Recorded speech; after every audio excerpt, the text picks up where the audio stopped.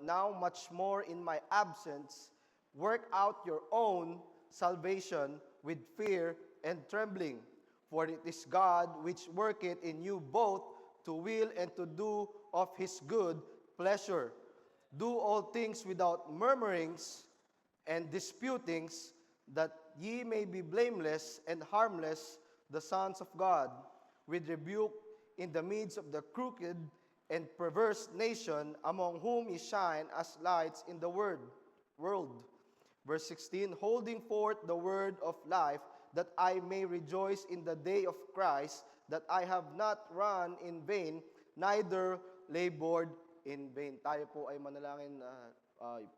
Lord, maraming salamat po sa napakagandang simbahan na ibinigay niyo sa amin, Lord. Maraming salamat, Lord, sa mga missionaries na nag-sacrifice na kanilang buhay, Lord, upang kumalat po ang inyong salita, Lord. Maraming salamat po, Lord, sa inyong dugo.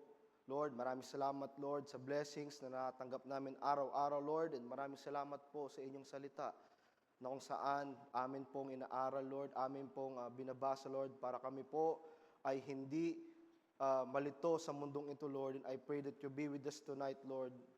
Speak to us this evening, Lord. In Jesus' name we pray. Amen. So, Philippians po, sinulat po yan ni Paul nung siya po ay nakulong, no? At ang nakalagay po dito, na kailangan niya po i-address sa kanyang mga members, okay po, nang sinasabi po dyan, dahil po ang mga members doon, makikita niyo po yan sa verse 14, na mga members po ay nagmumurmur. Okay? Disputings, no? Nag-argue. Okay, the word, kung makikita po yung word, the disputings yan, meaning po yan ay nag-argue po, no? Na kung saan sila ay nagbubulungan, no? Argue dito, argue doon, chismis dito, chismis doon. And may kita po natin dito, no, in this book sa Philippians po. Okay? Ang makikita po natin diyan sa mga first verses po is about humility, no? And yan po ay meron din po diyan sa mga susunod bago po ng verse 12 ay unity rin po. At yung makita po natin to, napili ko po itong verse na ito, the Philippians chapter 2, yung verse 12 to 8. These verses is a process whereby we can become more Christ-like in our daily lives. So kung makikita po natin dyan, when we talk about faith dito ko po nakuha yung aking title na kung saan makukuha po natin, no, na para tayo po ay tumibay at para po tayo ay lumalim sa mahal natin na Panginoon. And I entitled this message, Trust and Obey. Okay? Trust and Obey. Now dito po, Paul is not embarrassed telling people about salvation. Di ba sinabi niya nga, for I am not ashamed of the gospel. Pero dito po, because he knows that our salvation is all of God, no? The salvation is all from God. Pero dito po, kung makikita natin, we have some participation in it. Nakukuha po ba natin? No? Binigyan tayo ng Diyos, niligtas po tayo ng Diyos, pero dapat po, meron din po tayong participation dito. Okay, bigyan po kayo ng example. Okay? Sabi po dyan sa verse 12, wherefore, my beloved, as ye have always obeyed, not as in my presence only, but much more in my absence, ito po, work out your own salvation with fear and trembling. Okay? Work out your salvation. Okay? Ang sabi po dyan, which deals na kapag ikaw, okay, parang ano yan, parang teacher. Sino po yung mga teachers dito? Diba? Pag kayo po ay nagturo ng estudyante, mag-expect ka, yung estudyante mo, tatalino. Okay po? Ganon din po sa mga skilled, sa mga mason, kapag kayo ay may labor, expect nyo po na yung inyong labor ay gagaling din. Same thing as sa amin po ni Coach Tim, na kapag kami po ay nagturo ng bata ng basic skills, expect namin mag-excel yung bata. Ganon din po sa Panginoon. Kapag tayo po ay niligtas ng Panginoon, amen po, pag tayo ay niligtas ng Panginoon, ina-expect niya tayo ay gagalaw. Okay? Sabi po diyan, bigyan po kayo ng example sa mga Bible verses. Number 1 ko po, first point ko po for this evening is work. Kung makikita po natin diyan, work out your own salvation. No? Tayo ay niligtas ng Panginoon na dapat tayo rin ay mag-participate. No? Sinabi po diyan sa John chapter 2, okay? Sinabi po diyan sa John chapter 2, when Jesus turned water into wine. Makita po natin yan, yung story na yan, kung alam po natin na yung meron pong kasal, no? At ang nangyari po diyan is this. Okay? Basahin po natin yung John chapter 2. Kung makikita nyo po sa verse 7, ang sabi diyan, Jesus said unto them, fill the water pots with water, and they filled them up to the brim. No? Niligtas tayo ng Panginoon. All we have to do is work. Diba? Kailangan nila ng wine. No? Kailangan nila ng wine, kailangan nila ng kaligtasan, pero kailangan din nila mag-effort. Ano yung ginawa? Ginawa po, ang sabi po diyan, fill the water pots with the water. So yung mga tao po, nag-effort din. No? Next example po is when Jesus raised Lazarus from the dead. May kita po natin yan sa John chapter 11 po. John chapter 11, na kung saan si Lazarus po, di ba, ay namatay dahil late po yung Panginoon na dumating. At nung pagdating po niya doon, may kita niyo po sa verse 41, ang ginawa po ng Panginoon is this. Then they took away the stone from the place where the dead was laid, and Jesus lifted up his eyes. Yung mga tao po, tinanggal yung mga bato, yung malaking bato, doon po, para makita ni Jesus Christ yung patay. May effort, no? The last example po, when Jesus fed 5,000 men and their families, may kita po yan sa Matthew chapter 14. Matthew chapter 14. The story po niyan, yung nagugutom yung mga tao at meron lang silang bilang na isda at bilang na tinapay. Pero alam niyo po, sabi ng Panginoon diyan sa verse 18, He said, bring them hither to me. May effort, no? Kailangan natin yung Panginoon, pero anong ginagawa po natin? No? Binigyan po tayo ng kaligtasan, no? Binigyan ko po kayo ng 3 examples diyan para po malaman natin na kailangan po natin i-work yung ating salvation. Sabi po diyan, we are saved when we place our faith in the finished work of Jesus Christ on the cross.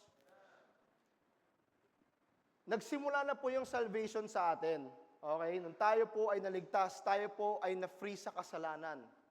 Pero hindi po ibig sabihin ito, okay, ay tapos na. Ulitin ko po hindi po ibig sabihin na tayo ay ligtas na. Okay po, maraming salamat po sa salvation ng Panginoon. Hindi ibig sabihin nun ay tapos na. Sabi po dito, sa verse 12, we are told to work out your own salvation. No? Now, God, tayo po ay niligtas na ng Panginoon. Bakit kailangan ko pa i-work out yung aking salvation? No, ang sagot po dyan is this. Hindi po ibig sabihin na tayo, okay, hindi po ibig sabihin na dito, work out for your own salvation. Hindi po ibig sabihin ay ikaw ay nagwo-work para ma-save. Okay, naiintindihan po ba natin yon? Hindi po tayo gumagawa sa simbahan, hindi po tayo nagpapa-good shot sa pastor para maligtas. Hindi po ganun yon. Okay? Ang sabi po dito, na dapat po tayo ay gumagawa kasi tayo ay ligtas. No, tayo po ay gumagawa. Yan po yung sinasabi na the fruit of the Spirit na tinatawag. And nang sabi po diyan sa next verse po ng sa Philippians chapter 2 with sabi diyan with fear and trembling. May kita nyo pa rin po yan sa Philippians chapter 2. Balik po tayo sa ating context. Philippians chapter 2. Sabi, work out your own salvation with fear and trembling. The word fear and trembling, hindi po ibig sabihin yan, yung fear na parang nakakatakot, na parang impyerno, no, na walang katapusang apoy. Hindi po yan yung meaning niyan. The word fear and trembling, okay po, ay yung kung saan tayo po ay ayaw nating malaglag sa kasalanan. Ayaw po nating magkamali sa harapan ng Diyos. That's the word fear and trembling. And dito po kung makikita natin, nung ako po ay nagtiwala sa ating mahal na Panginoon, okay po, ako po ay tinanggal sa kadiliman. No, yung mga nakakilala po sa akin dito, alam po nila yung story ako, pero masyadong mahaba po kapag kwento ko for the sake of time. Ako po ay niligtas ng Panginoon sa kadiliman. Okay? And now, ngayon po, nandito po ako ngayon, humaharap sa inyo. Why? Kasi ang sabi po ng Panginoon, work out your own salvation. At ang sabi po dito, the word fear and trembling po, mangyayari yan kapag ikaw ay nakababad. Okay? Pag ikaw po ay nakababad sa kasalanan. Sabi nga ni John MacArthur, you have the right, okay, na matakot at mag-tremble kapag ikaw ay nasa kasalanan. Kaya kung kayo po ay still lost and undone, no? Ngayon po yung time na para kayo po ay magsisi. And ang sabi po dito, sabi po sa verse 13, for it is God which worketh in you both to will and to do of His good pleasure. Kung makikita niyo po yung sa verse 12, meron din dyan word na work out. And in sa verse 13, yan po yung makikita natin na God which worketh in you. No? Nung tayo ay hindi paligtas, God is working on us. Naintindihan po ba natin? Nung tayo ay hindi paligtas, God is working on us. Now po, nung tayo po ay nakakilala sa Diyos, now God is working in us. Naintindihan po ba natin? Gising pa po ang lahat?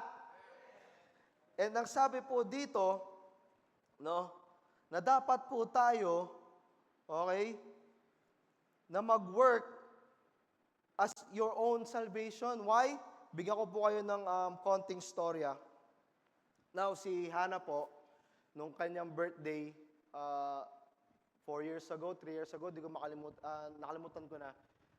Si Pastor Ted po, okay, nagbigay sa amin, niregalo sa kanya yung pulang truck.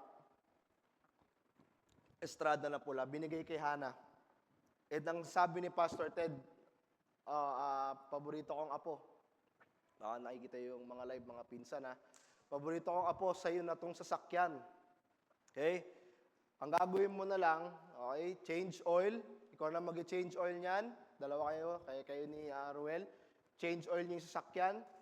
No, make sure yung gulong pagka butas, di ba? Pa-vulcanize o di kaya bumili ng bagong kulong. Make sure na change oil yan. Make sure yung insurance niyan, yung every year kapag pasok na yung papel, make sure bibigay mo kay Kuya Buboy sa LTO para mabayaran mo.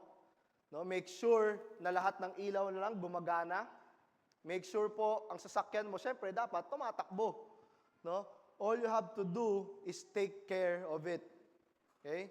Binigay na sa amin ng libre. Nakukuha po ba natin? Binigay na sa amin ng libre. All we have to do is work for it.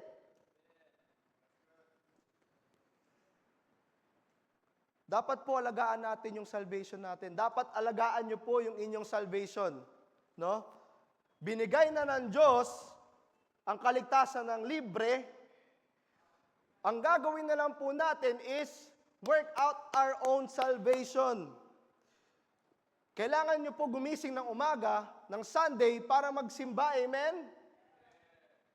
Hindi na kailangan sabihin ng mga tao, Pogi, Sunday na, simba ka naman. No, kapag ikaw po ay ligtas, hindi na kailangan gumising ng Sunday, ng umaga, para mag-church. No, ano pa? Kailangan mo basahin ng inyong scripture, kailangan nyo basahin ng inyong Bible, kailangan nyo kumanta sa choir, kailangan ng usher. Amen? You gotta work out your own salvation. Hindi ka na dapat pinipilit para gumawa sa Diyos. Narinig ko siya na pumipiyok ba ako? Umaangat yung plema ko eh. Okay? Hindi mo na kailangan pilitin para gumawa sa Diyos. Ang dapat na sa utak natin, gumagawa tayo kasi niligtas tayo ng Diyos. Do something sa church po. Do something sa church. Hindi po tayo niligtas ng Diyos para maghayahay dyan sa napakagandang upuan at magpalamig sa aircon. Diba? Sabi nga ng mga pastor ng mga nakaraan, we need more laborers. Hindi po ibig sabihin, sabi ni Pastor Rex kanina, hindi po ibig sabihin magpastor tayo lahat. Pero kung tayo po ay nakaupo lamang dyan at pagkatapos uwi na, yan po yung problema.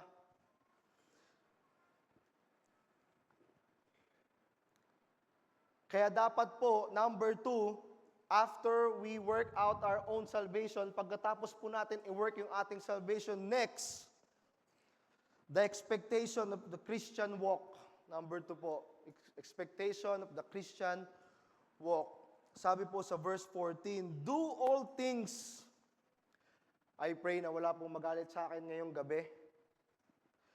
Do all things without murmurings and disputings, that ye may be blameless and harmless, the sons of God, without rebuke, in the midst of a crooked and perverse nation, among whom ye shine as light in the world. Paul told us how to work. Now, this verse po, Paul is telling us how to walk. Kung makikita po natin, do all things without murmurings and disputings. Okay, murmurings and disputings. The word murmuring means complain or gambling in a low voice.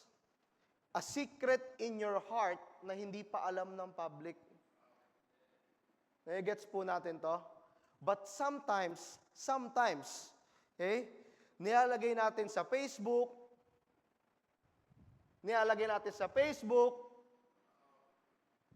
ulitin ko po, nilalagay natin sa Facebook, sinasabi natin sa kapitbahay, amen? Sinasabi po natin sa ating status or sa ating kapitbahay. That's the problem here po sa mga Philippians. And I pray na ito po ay matapos din sa ating church, no, or sa iba pa, sa ating family. No, na matapos na po itong murmurings and disputings po dito. Sabi po diyan, kung tayo po ay puro complain, puro murmurs, and disputing, the word disputing again means arguing, kung puro tayo reklamo, kung puro po tayo argue, paano yan? Okay, dispute means questions, argue. Okay, ganito po ang mangyayari sa atin kapag tayo po ay reklamo ng reklamo. Kung makita nyo po yung story ng Israelites' journey after leaving Egypt, makita po yan sa Exodus chapter 16, nung sila po ay nagtagal doon for 40 years. Okay? Okay po dyan, it was murmuring and disputing that kept Israel in the wilderness for 40 years. Basahin po natin yan, Exodus chapter 16.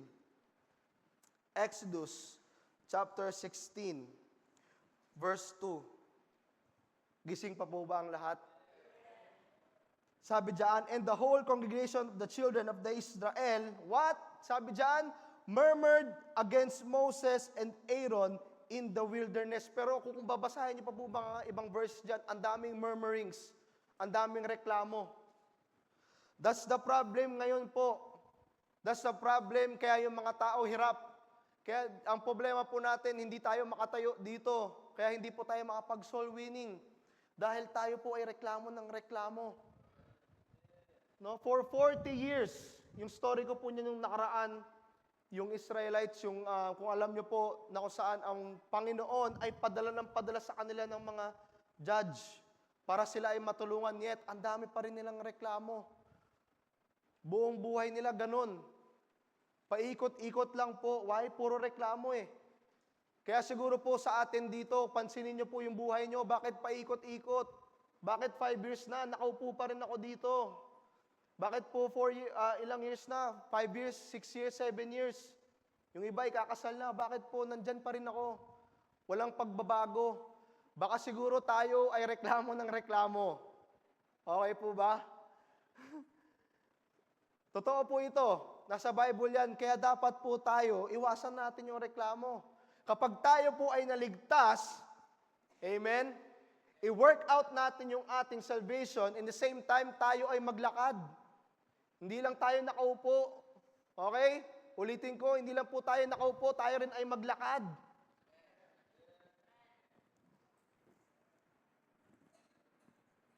Sabi sa verse 15 ng Philippians, balik po tayo sa ating context,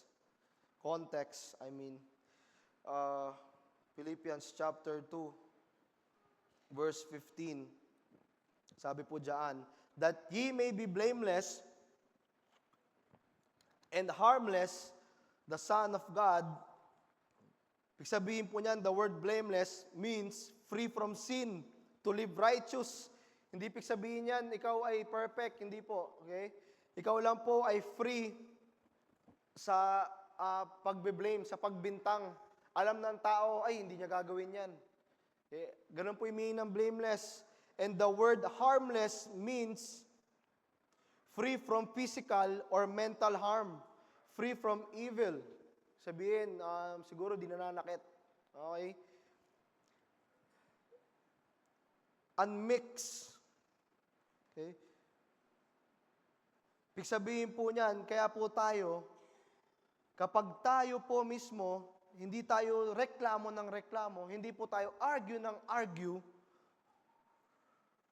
basic na lang po sa atin to maging blameless.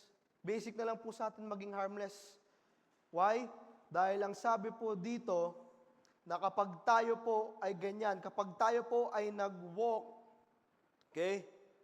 Pag tayo po ay nag-walk as blameless and harmless, tayo po ay madali nang makakuha ng tinatawag natin na pag-share. No? Pag tayo po ay nag-share ng salita ng Panginoon, madali na lang po sa tao na sabihin, totoo yan. Sinakita ko yung buhay niyan eh. And ang sabi po dito, sa Romans chapter 12, verse 2, na kaya dapat po tayo, okay, alam na po ng iba yan, na sabi po dyan, and be not conformed to this world. Huwag po tayo mag-conform sa mundong ito. Kaya siguro tayo ay napagchichismisan, kaya siguro tayo po ay nagpuro argue sa ating buhay. It's because siguro confirm pa rin tayo sa mundong ito eh. Di ba? Ano-ano yung mga marami yan. Bukod sa panood ng reels, di ba? Number 1 yan. Ano na yung ML? Sugat na yung ML eh. Okay? TikTok po. Ayan. Ulitin ko TikTok po. Okay? Sometimes tayo po mismo, oy, ano yan? Harmless yan. Harmless. Tayo-tayo lang naman. Okay? And yet, magugulat ka pag pinanood nyo, ay, cute natin, oh, cute natin, oh. Isa pa nga. Pagtapos niyan, ibang kanta na. Pagkatapos niyan, may account ka na. Kaya check yourselves. Tignan nyo rin yung mga ibang tao. No? Huwag po tayong mag-confirm sa mundong ito. Huwag natin gamitin yung TikTok as an alibi. Ay, pampalipas oras lang. Ay, gagamitin ko yan, mag-share ako dyan eh. Mag-share ako ng ng Bible dyan. Parang nakaraan, di ba, yung usok-uso yung ML. Paano daw yan? Kapag naglalaro ka ng ML, habang nakikipagsalpukan ka sa hero, nag-chat ka, ang sinasabi mo, nag-type ka doon, for God so loved the world, that He gave His only begotten Son. Di ba? Pwede ba yun sa TikTok? No? Sasayaw ka, tapos, for God so loved the world. Siyempre, hindi ako pwede sumayaw, may kita tayo doon. Pero, pumikembot na ako konti na lang eh. Okay? Do not conform to this world.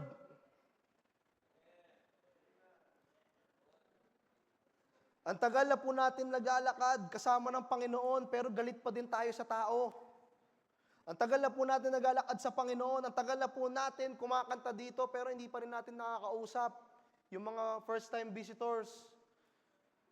Kaya minsan nahihiya ako kapag pag yung sa mga ushers, minsan yung mga first-time pa lang po ako dito, minsan ako yung tagabigay ng mga first-timer na papel. Tapos bibigyan ko yung di ko kilala. Ma'am, ano po, sulat po kayo dito ng name. Tapos sasabihin sa akin, Sir, pangatlong simba ko na po. Siyempre nakakaya yun, di ba? Pero dapat hindi po tayo ganon. Okay? Be not conformed to this world. Kung tayo po ay ligtas, okay? Kung tayo po, kung na-work natin yung ating salvation, ang ating paglalakad dapat tayo ay welcoming. Dapat alam natin, pambira, binigyan na nga tayo ng malaking simbahan, na lang yung gagawin natin eh. No? Kilalanin yung members. No, meron ba kung ikaw ay kanta ng kanta dito, tugtog and everything, pero hindi kayo mayroon may pag-usap sa tao? Are you still walking with the Lord? Are we still walking with the Lord? Sometimes tayo po ay nagsisimba, pero we still po walking with disobedience. Nung nakaraan na Bible study namin, nung online Bible study, pero actual po kami sa bahay po ni Pastor Odek, nasabi ko po doon na kung saan dapat tayo mismo ay hindi tayo picky eaters. Doon na kung saan mamimili lang tayo ng verse sa Bible, tapos ayun lang, yung ibang verse, iwan na. Marami pong klaseng ganon. Even pastors, may mga ganon. Na kung saan, okay ako dito, sige. Ano ba yan? Okay na ako dito mag-share ng gospel. Okay? Pero yung ibang verses na kung saan na dapat, ay no. Ako si Sir Sarel kasi, okay na yung kay Sir Sarel, tama na yung sa kanya.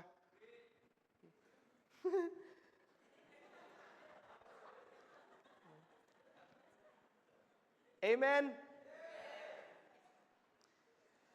Dapat tayo po, okay? Now, nung tayo po ay nag-work sa ating salvation, okay, tayo ay na-work, expect natin as Christians, nung tayo ay naligtas, expect the work, expect the walk, and last po. Amen? Aga pa. Expect witness. Okay? Expect witness. Sabi diyan sa verse 15, among whom ye shine as lights in the world. Shine as lights in the world. Kung alam nyo po, lagi nating inaabangan yung full moon. Di ba? Meron pa nga, ginagamit yan minsan ng bagong labas na iPhone. Ayan yung ngayon yung pag nakita ko yung reels, iPhone versus Samsung. I-zoom nila dun sa moon. Di ba? Ang ganda ng moon eh. Di ba? Pag buo yan, sobrang ganda tignan. Na kung mapapansin natin, minsan wala pag umaga. Di ba? Kasi ang moon po, iilaw yan kapag nare-reflecta ng very good, galing ng sun. Okay, so may kita natin yung moon kapag na-reflect yan ng sun. Okay, but umiikot din kasama ng earth. So kapag ang earth po ay naharangan yung sun, mawawala po yung reflection ng moon, kaya hindi po natin nakikita. Okay, gets po natin? Now, kapag ang moon po ay umikot ng paganyan, di ko alam kung pakaliwa ko alam, basta pag umikot, okay, konti-konti yan lumalabas yung araw at nagkakaroon ng unang guhit. Okay? Yan yung, I forgot the word ang tawag doon. Half? Half moon. Konti pa nga lang, half kaagad. Konti muna, okay? Crescent moon, yun, very good. Crescent moon muna yung tawag doon. And after that, kapag ikaw ay gumagano'n na, nagiging half moon na. At kapag nawawala na yung earth, nagiging full moon na. Nagets po natin? Now, kung tayo po mismo, okay, kung tayo po mismo, yung earth, okay, kung tayo po ay natatakpan ng kasalanan natin, hindi natin makikita yung moon. Okay? Ganun po tayo. Kapag tayo ay lulong sa kasalanan, kapag tayo ay continuous na nasa kasalanan, okay, hindi natin makikita yung full moon. No? Ganun din po sa atin, kung tayo ay araw-araw na nag-church, kung tayo po ay araw-araw na nakikinig, magiging crescent moon ka na. Amen? Next niyan, half moon ka na. Next thing you know, kayo po ay full moon na. Na tayo po mismo, okay, pag tayo ay wala na sa kasalanan, tayo ay niligtas ng Panginoon, tayo ay full moon na. And ang sabi po dito, among whom ye shine as light in the world. Tayo po sa Olonga po, sa SBMA, meron po tayong tinatawag na lighthouse. Sino po nakakita na ng lighthouse? Taas ang kamay. Hindi nyo po nakita yung lighthouse? Taas kamay! Para magising. Okay yun, nakikinig. So yung lighthouse po, ang purpose niyan, okay, is to guide ships and boats safely through dangerous waters and into harbors. One time, nung pinagamit po sa amin ni Pastor Odek yung jet ski, kasama ko yung dalawa kong kaibigan, si Mark, siya yung kaibigan kong doktor na, tas meron din ako, dalawa sila, yung isa, aircraft mechanic, na hindi naman ganon, okay? Pero, nung kami po ay nag-jet ski, ako po muna nag-jet ski, papunta doon sa island, pinakita ko sa kanilang gawain doon, si John rin, naka-boat kasama yung dalawa kong tropa. At ang nangyari, kasama din si Pastor John Mark na rin, nasira yung boat.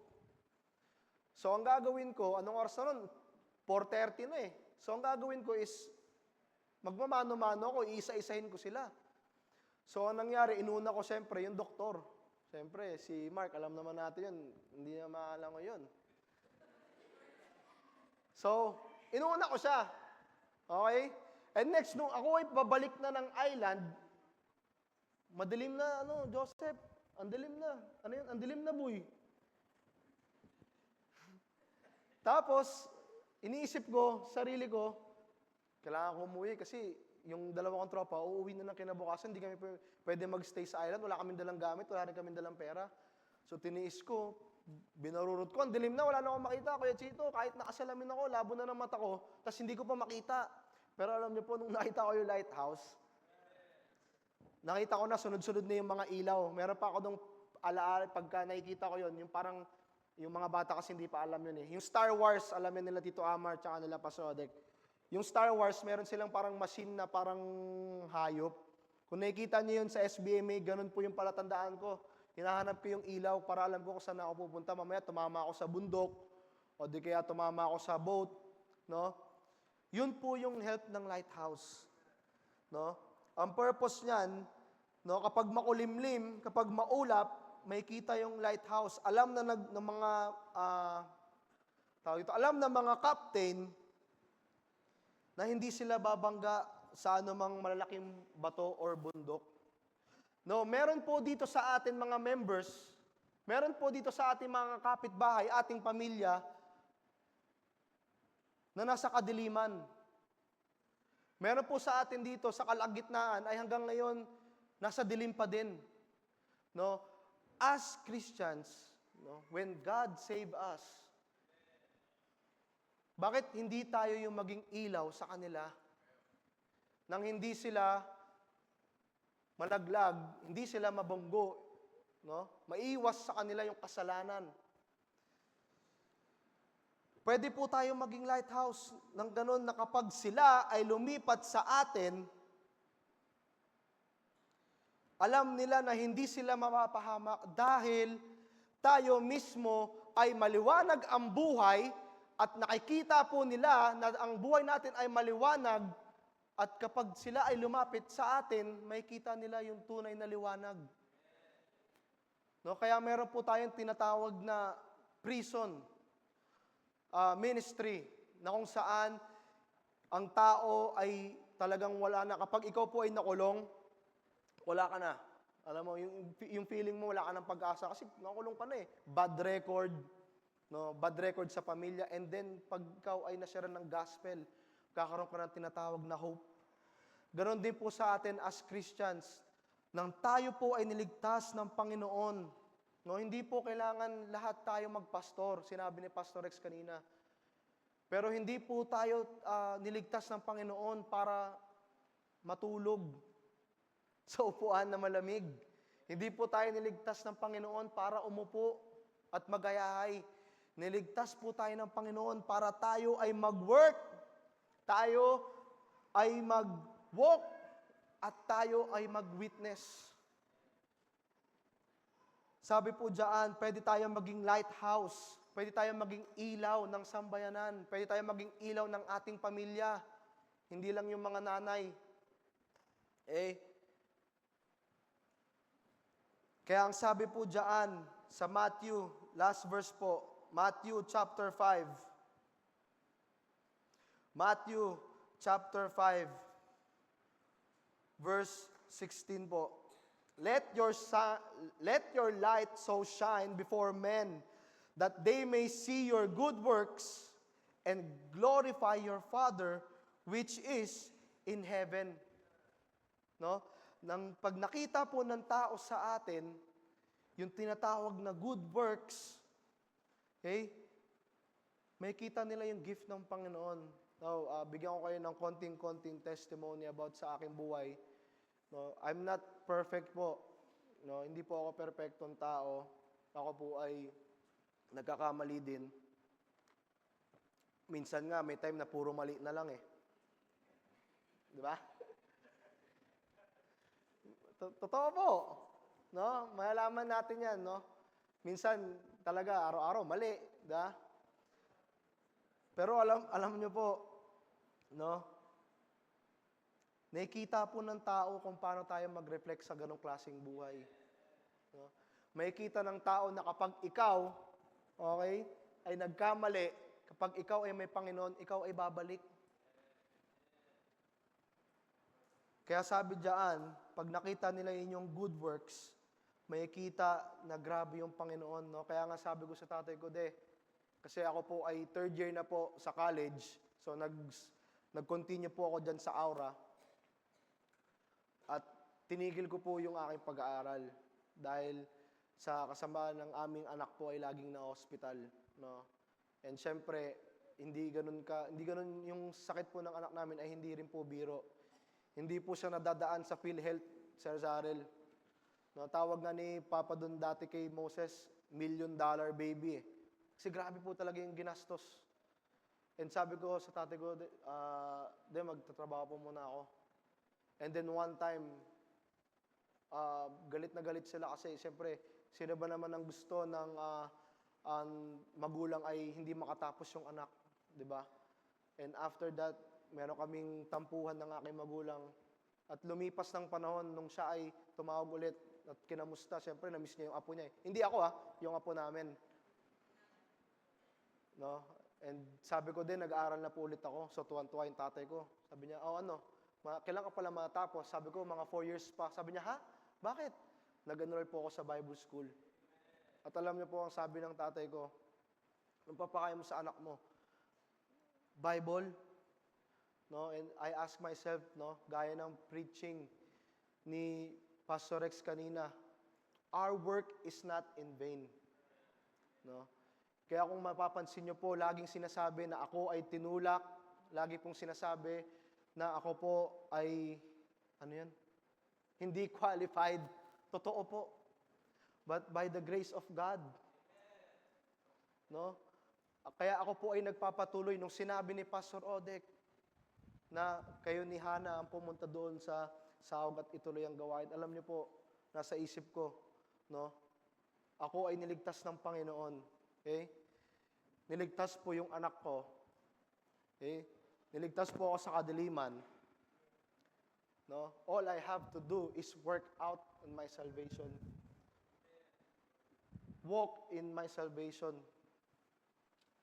Witness po sa mga tao na kung saan di nila alam ang pinagdadaanan, lalo na po kapag malayo kayo sa Panginoon. So I hope po, this evening na ang bawat isa po ay ma-challenge, na hindi lang po tayo uupo dito, no? Hindi lang po natin tutulugan yung pastor, no? Hindi po natin tutulugan ang malamig na simbahan, pero tayo po ay magwo-work, tayo ay magwo-walk, at tayo po ay magwi-witness sa mga tao. So, as I call Pastor Odek, tayo po ay manalangin. Let's pray, Lord. Maraming salamat po sa inyong salita. Maraming salamat po dahil kayo po ay hindi karapat-dapat na mag-effort sa amin, pero ginawa niyo po kasi alam po namin na mahal niyo po kami, Lord. And I pray po na ma-challenge po ang bawat isa na kahit hindi po ibig sabihin na lahat ay magpastor, pero dapat po lahat po ay mag-work, lahat po ay mag-walk, at lahat po ang mag-witness sa mga tao, Lord. And I pray that you be with us this evening. Gabayan niyo po ang bawat isa. Maraming salamat po sa inyong dugo. In Jesus' name.